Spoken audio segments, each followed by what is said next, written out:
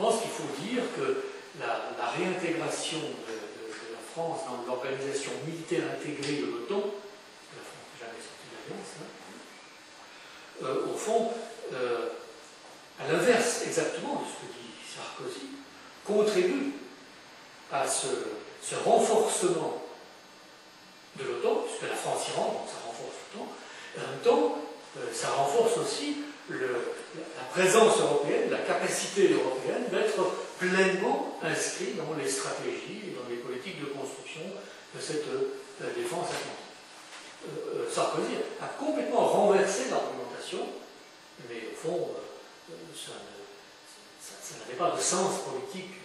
Même les États-Unis, même Obama s'est félicité du fait que la France rentre complètement dans l'organisation militaire de l'OTAN au nom du renforcement de l'organisation de l'Alliance Atlantique, globalement.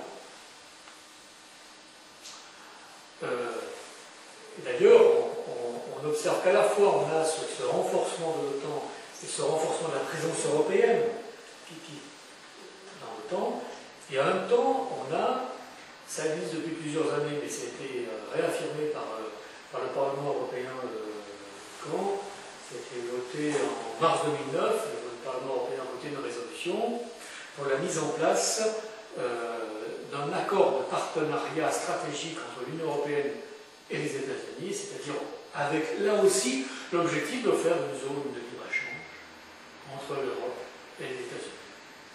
On a déjà d'ailleurs ce qu'on appelle l'accord ciel ouvert, en principe, ciel ouvert, c'est-à-dire que l'aviation civile peut comment dire, naviguer de façon très très libre dans une zone totalement ouverte à la circulation. Donc l'objectif c'est bien au fond de renforcer structurellement à la fois sur le plan économique et commercial, sur le plan de la liberté de circulation des capitaux, et en même temps du point de vue de la défense et de la sécurité, le rapport euro-atlantique. Donc on est parti d'une Europe de la CED, d'une Europe de la défense, qui avait pour objectif d'amener l'Europe aux États-Unis. Il n'y avait pas que cela, il y avait ce traité-là, et on aboutit aujourd'hui, enfin on n'aboutit pas, non, on continue à construire aujourd'hui l'Europe dans cet esprit. La construction européenne donc est ainsi en crise parce qu'elle est structurée sur trois composantes qui ne permettent pas à l'Europe de développer une identité forte, une existence et un rôle réel dans le monde, et un rôle réel politique. C'est l'obsession du libre-échange et de la dérégulation pour la rentabilité, c'est la relation de dépendance euro-atlantique, c'est la carence en matière de démocratie et de multilatéralisme. J'aurais dû développer ce point-là, qui est décisif, je ne l'ai pas fait. Par exemple, un exemple, dans le traité de Lisbonne, il est clair que s'il était voté, ce traité, au fond, enfin, adopté par les 27, parce qu'on n'est pas encore, attention, l'Union européenne pourrait très bien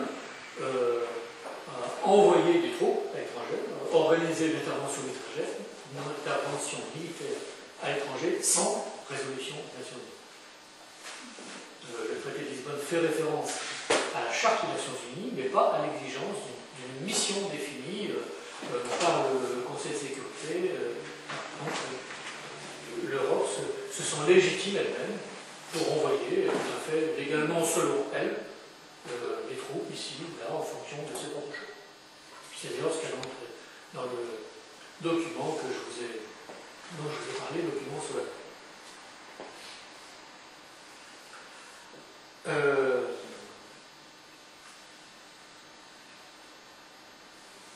on ne construit donc plus l'Europe pour la paix comme au début des années 50. Cet enjeu de l'après-guerre est épuisé dans le nouveau contexte. Les Européens doivent dire aujourd'hui pourquoi et pour qui ils veulent construire l'Europe. Pour quelle ambition, quel projet, veulent-ils jouer un rôle dans l'histoire du monde autre que celui d'un gestionnaire de marché unique et des zones de libre-échange, autre que celui d'un supplétif de la puissance américaine. Le projet européen tend en fait à se diluer dans ce cadre de crise. Et c'est leur problème, au fond. Le défi européen est donc réouvert aujourd'hui, dans un contexte qui oblige à sa redéfinition. Pourquoi et pour qui doit-on faire l'Europe? Et dans quelles conditions, dans quelles institutions, avec quelles interventions populaires pour donner d'autres contenus il faut définir un nouveau projet qui ait un sens pour l'ensemble des peuples européens et qui réponde aux attentes des peuples qui veulent au sud s'associer à l'Europe aussi. Il faut changer d'Europe, disons-nous. C'est ce que propose le Front Gauche. Ce choix nécessite donc une refondation d'ensemble des politiques européennes et du rapport Europe au monde aussi en particulier, notamment des partenariats avec la Méditerranée du Sud pour favoriser le développement et les coopérations dans tous les domaines. Il s'agit aussi pour les Européens de définir une politique étrangère de sécurité indépendante dans l'esprit d'une conception de la sécurité préventive et collective par la résolution politique des conflits, par le désarmement, la démilitarisation. Il faut donc redéfinir la notion de sécurité et ce qu'est l'exigence de paix aujourd'hui. J'aurais dû parler du rôle de l'Europe pour la résolution des conflits, par exemple le conflit palestinien, enfin la question de Palestine, pour être plus précis. Si on veut que la construction européenne dépasse la crise et l'impasse dans laquelle elle s'est enfoncée au fil des années, ce sont des objectifs de cette portée qu'il faut se fixer. L'Europe a un avenir, donc on va répondre à la troisième question, mais à ce prix-là. Il faut refonder les conditions d'une vraie communauté de réalisation commune, une communauté de destin commun. Voilà, le scrutin européen du 7 juin devrait être un moment important du débat sur ces enjeux, sur ces débats de fond. Je m'en arrête ici. Merci Jacques. Donc beaucoup de pistes de réflexion, beaucoup d'angles d'approche du problème. Donc la parole est